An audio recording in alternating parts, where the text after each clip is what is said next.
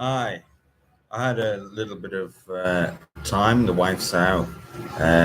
No one's at home apart from the cats. So I thought I'd read you a little section from the astonishing anniversaries of James and David, part one, my second novel. Still haven't fixed the glasses, so you'll have to excuse these ridiculous glasses. Should have turned the phone off there, shouldn't I? Okay, so um, just stick that on silent, and I'll just read you um, this opening section, which is, if I remember from memory, 1971. There we go. That's better. 1971. It's a sunny day in Hull, but this is doing very little to lift the spirits of Ronald. He is miffed at missing the first home game of the season between Hull City and Oxford United because his wife, Joyce, has chosen this exact moment to go into labour, and he's required to look after their firstborn, Lisa. He waits near the telephone to find out whether the sodding thing is a boy or a girl. Joyce couldn't have waited until Sunday before her waters broke, or even have the decency to deliver during the depressing opening away loss to Charlton. Bob and Bill were both going, and Ronald had detected amusement in Bob's voice when he'd phoned him to explain as soon as the ambulance had left that morning. "Oh, that's a tragedy, mate," Bob had said on hearing the news. "Never mind. Good luck to your dear wife. Pass on our regards. We'll let you know how we get on." "Cheers," Ronald mumbled, not at all impressed by the lack of disappointment in Bob's voice. The thing was that Bob had never forgiven Ronald for pushing Bob out the back of a truck when the two were on national service in Germany in 1956. Bob had landed on his knee, thus putting to an abrupt end his promising career in rugby league. At least, that was Bob's story. Bob's rugby league potential grows every time he retells the story of the truck, but no one has ever verified his actual chances of playing for Hull Kingston Rovers. "Look, Daddy," Lisa, his 2-year-old daughter, is holding up what appears to be a shiny bird's nest, whose long, shiny branches are trailing into the living room, or the front room, as they called it in Ronald's house. "Oh, Christ," he says as he realizes what Lisa is holding. It's not a bird's nest, but a bundle of tape that Lisa has somehow managed to extract from his pride and joy, a Philips reel-to-reel tape recorder. Ronald belongs to a tape club where members copy each other's record collections, and where the more creative members, Ronald, Bill, and Bob being among them, attempt to recreate classic moments in audio such as Goon Show episodes and/or Tony Hancock sketches. The trio had just finished recreating Peter Sellers' Balaam Gateway to the South, and now there it sits in the chocolatey, sticky hands of his 2-year-old daughter. "What are you doing? Give me that!" he shouts, snatching the crumpled mess from the astonished toddler, who stares at the angry adult stealing her toy for a moment before bursting into noisy tears.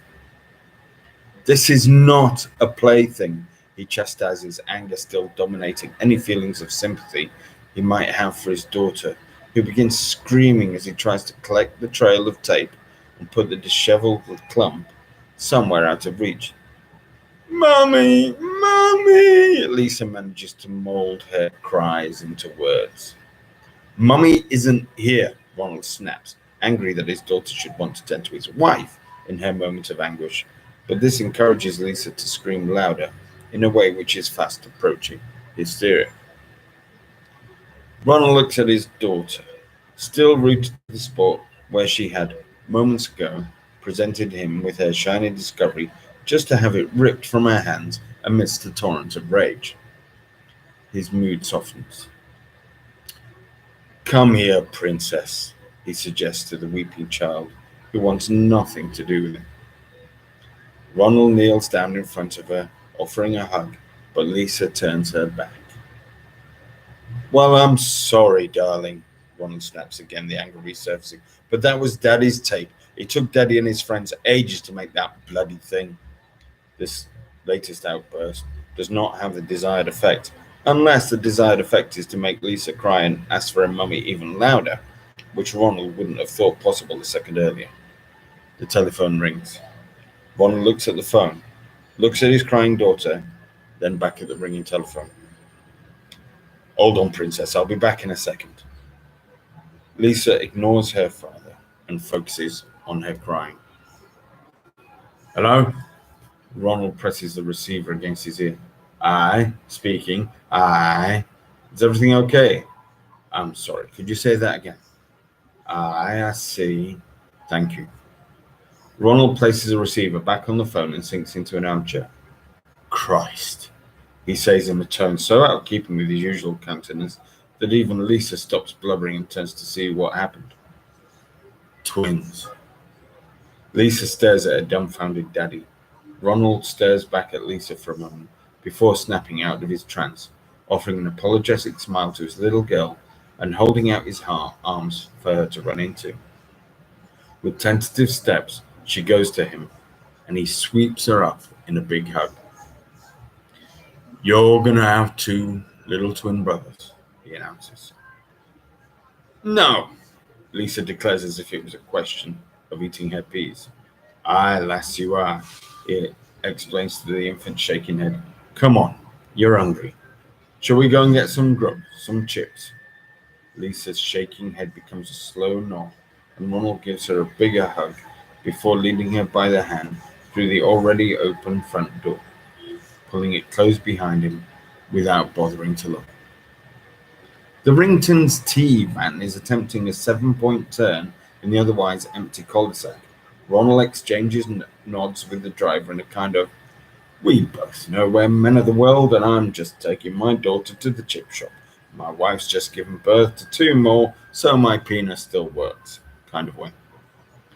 Ronald calculates he can sit down to his dinner just in time to listen to the radio commentary of the rugby if he can get to the chippy and back without bumping into any neighbours who will be bursting to know the exact weight, time of birth, and names of his new offspring. The last thought causes Ronald to check himself. He and Joyce has already agreed on Jennifer if it was a girl, and James if it was a boy. But now, two boys are throwing the issue wide up again. Bloody hell. If it had been torturous enough arriving at the first two names, to have to agree on another one was almost more than Ronald could bear. Come on. He tugs on the arm of the 2-year-old whose tiny feet are moving as fast as they can.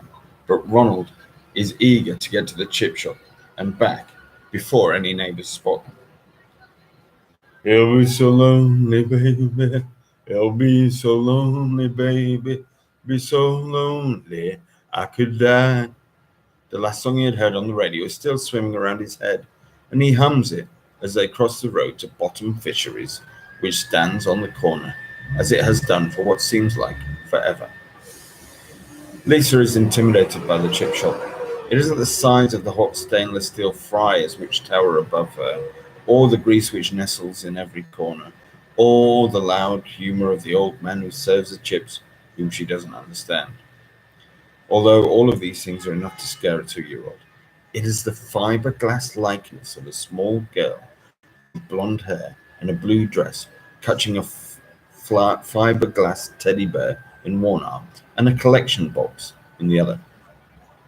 The girl has some contraption strapped to one leg, and she stands with her weight on her good leg, showing off the strange contraption on her other, a combination of metal bars and leather straps. Lisa's daddy gives her a large copper disc of a 2-pence coin to drop into one of the two slots.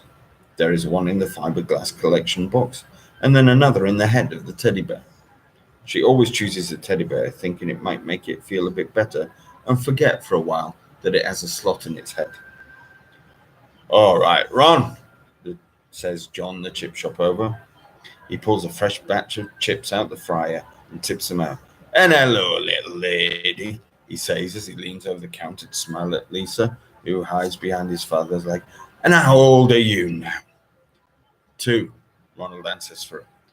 2.5, Lisa corrects, almost whispering. Sorry, 2.5, Ron sets the record straight. And how about Joyce? Twins. What?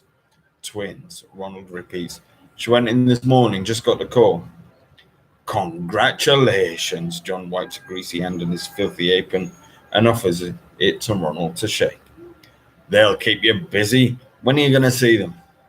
Tomorrow, Ronald improvised. He hadn't thought about it. His mind was still on the bottom Rovers game starting soon. But he guesses he'll have to leave Lisa with his neighbour while he drives the 5 miles to the maternity hospital to view the fruit of his loins. Give my love to Joyce, said John. What'll it be? Patty, fish and chips, peas, wrap, please, John. Coming right up, says the old man. He scoops the fish out the fry and setting it down for some of the excess fat to drip off. 50p, please. Ronald hands over a collection of change and takes a parcel of newspaper, which wraps his dinner. And here's something to help you celebrate, says John. He reaches into a fridge and pulls out a can of Shandy Bass, which he offers to Ronald with a big smile. Cheers, mate, says Ronald, thinking as he follows Lisa out the shop that John is the last of the big spenders. Ronald leads Lisa back towards home, eager to get there before the game starts and the chips get cold. He rounds the corner of the cul-de-sac. The coast is clear. He is into the home straight, less than 50 yards now. Ronald! Damn. Mary, the next-door neighbour, a big woman in her 60s who Ronald wishes would mind her own business, but whom he nevertheless relies on for babysitting from time to time. Mary is a bit of a chatterbox, and Ronald finds it almost impossible to extract himself from a conversation once sucked in. He was sure to miss the start of the game now. Mary, Ronald forces a smile. I'm glad I caught you. I just wanted to find out if you had any news. Twins. Twins? Twins. Oh, that's wonderful news. Boys or girls? When were they born? Boys. This morning. I just got the call. I was going to pop round, but he lifts a parcel of chips and nods at Lisa, who's his excuse. So, little lady, the big woman turns her attention to the 2-year-old. You're going to have 2 little brothers, and you're going to be a big sister. How does that make you feel? Mary, I was hoping to ask you another favour. Ronald already knows he's indebted to Mary for so many favours that everyone has lost count. I don't suppose you could keep an eye on Lisa tomorrow while I pop to see Joyce, could you? Of course! I'd be delighted. What time were they born? I'm not sure. Do you know how much they weighed? No, Chosen names, yeah? Well, I've been knitting a set of booties, but I guess I'd better get started on the second pair now. Well, I'm sure I'll get some answers when I see Joyce tomorrow. Ronald manages to get a word in edgeways. Yes, you must send me all the details. Mary is picking up speed again. You'll have to excuse us, says Ronald. He lifts the newspaper parcel once more to hint that he has to go. Of course, go and get this one fed. Mary reaches to give Lisa a loving pinch, but the girl evades her by running round to the far side of Ronald. Cheers, he waves. He ushers Lisa through the front gate, up to the garden path, and pushes the front door open, closing it behind himself with relief. Right. Ronald switches on the radio before sipping a couple of pates under the grill to warm up. Hochikaka ukoko. Hochikaka ukoko. Hochikaka ukoko. The radio springs into life once the valves have warmed up. Damn it, Ronald explains. He hated it when Joyce retunes the radio to Radio 2. He marched over to the set and tunes it to Humberside, where a monotone newsreader is listing the latest troubles to beset Northern Ireland, which seems to be descending into anarchy. Great. The commentary hasn't started yet. Ronald unwraps the fish and chips and divides the contents of the greasy paper into 2 very unequal portions. on the two warmish plates before taking them through to the dining room where Lisa has discovered her Wendy house that her grandfather made and is busy reacquainting all the tiny wooden figures with each other. Come on, darling, come and eat your chips, he says, but Lisa is engrossed in her play. Ronald takes a more serious tone. Now. Lisa gives a little nervous jump, then sets aside her toys and wanders over to the table. City win 1-0, and with a full stomach, Ronald is feeling much better and in the mood to celebrate.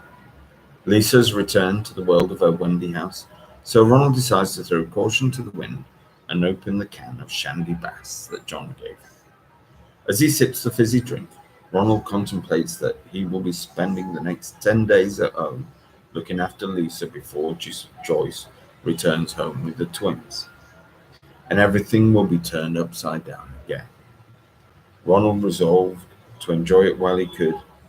Maybe he should call his sister and ask whether she could come and stay for a bit. And that's the end of the 1971 chapter of the Astonishing Anniversaries of James and David, Part 1. If you'd like to read more, you can download a copy from my website, which is www.mjdees.com. There you go. Hope you enjoyed it. See you next time when I'll be reading more chapters from other books.